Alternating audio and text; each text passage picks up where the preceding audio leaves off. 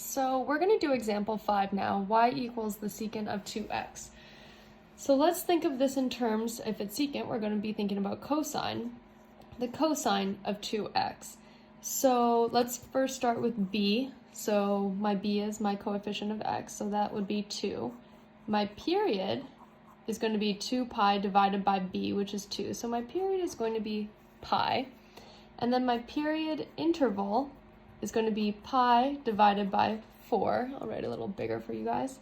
And so there's no horizontal shift because there's no value of c, so that means I'm going to start at 0. So if I start at 0, I'm going by intervals of pi over 4. So pi over 4, pi over 2, 3 pi over 4, pi, keep going, 5 pi over 4, negative pi over 4, negative pi over 2. So let's think about where our regular cosine would be. Cosine starts at 1. So I'm starting at 1, it's down at 0, then negative 1, 0, positive 1, 0, and then this is 0, negative 1. So my cosine graph looks like that.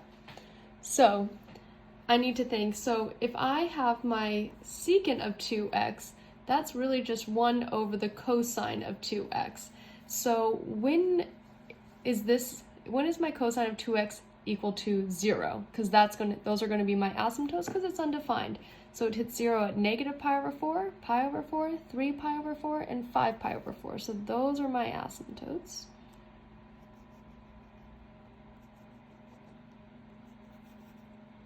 Right, so the highest point will be the lowest point of the curve.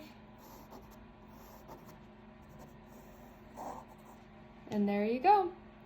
All right, now you can try example 19.